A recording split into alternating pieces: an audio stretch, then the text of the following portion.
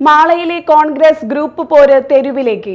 നിയമസഭാ തിരഞ്ഞെടുപ്പ് പടിവാതിൽക്കൽ എത്തി നിൽക്കെ തദ്ദേശ തെരഞ്ഞെടുപ്പിന്റെ ബാക്കി പത്രവും വ്യക്തിവിരോധവുമാണ് കോൺഗ്രസ് നേതാക്കളെ തുറന്ന പോരിലേക്ക് നയിക്കുന്നത്. പഞ്ചായത്ത് സ്ഥിരം സമിതി തെരഞ്ഞെടുപ്പ് ഗ്രൂപ്പ് പോരിന് ആക്കം കൂട്ടിയിട്ടുണ്ട്. തദ്ദേശത്തിൽ കൈപ്പൊള്ളിയ മാളയിലെ കോൺഗ്രസ് നേതാക്കൾ ഗ്രൂപ്പ് പോരുമായി ഇപ്പോൾ തെരുവിലാണ്. മാള ഗ്രാമപഞ്ചായത്ത് സ്ഥിരം സമിതി തെരഞ്ഞെടുപ്പിലേക്ക് ബി.ജെ.പിക്ക് അനുകൂലമായി വോട്ട് ചെയ്യാൻ അംഗങ്ങളോട് പറഞ്ഞത് കെ.പി.സി.സി ജനറൽ സെക്രട്ടറിയായ ടി.യു. രാധാകൃഷ്ണൻ ആണെന്നാണ് ഒരു വിഭാഗത്തിന്റെ ആരോപണം.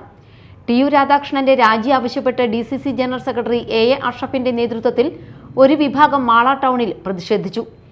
എന്നാൽ കോൺഗ്രസിന്റെ ഔദ്യോഗിക നേതൃത്വം മാള പഞ്ചായത്തിലെ സ്ഥിരം സമിതി തെരഞ്ഞെടുപ്പുമായി ബന്ധപ്പെട്ട വിവാദങ്ങൾക്ക് മറുപടി പറഞ്ഞിട്ടില്ല.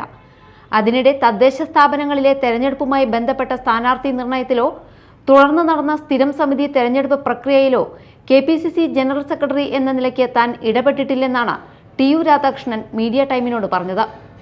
ഓരോ പഞ്ചായത്തിലെയും കോർ കമ്മിറ്റിയാണ് സ്ഥാനാർത്ഥി നിർണയമടക്കമുള്ള കാര്യങ്ങളിൽ തീരുമാനമെടുത്തത്. പാർട്ടിയുടെ മുൻ മണ്ഡലം പ്രസിഡന്റ് അടക്കമുള്ള ആളുകൾ മത്സര രംഗത്തേക്ക് ഇറങ്ങിയത് മാളയിലെ ശിഥിലമായ കോൺഗ്രസിന്റെ സൂചനയാണ്.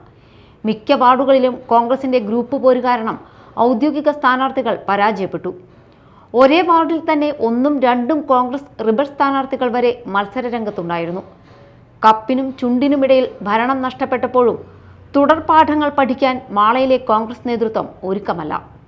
വാളെടുത്തവരെല്ലാം വെളിച്ചപ്പാടായ സ്ഥിതിയാണ് മാളയിലെ കോൺഗ്രസ് പാർട്ടിക്കകത്തുള്ളത്.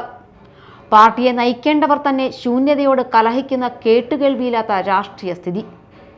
എന്തായാലും വരുന്ന നിയമസഭാ തെരഞ്ഞെടുപ്പിൽ മാള പഞ്ചായത്തിൽ കോൺഗ്രസിന്റെ പ്രകടനം അതിദയനീയമായിരിക്കുമെന്ന കാര്യത്തിൽ സംശയമില്ല.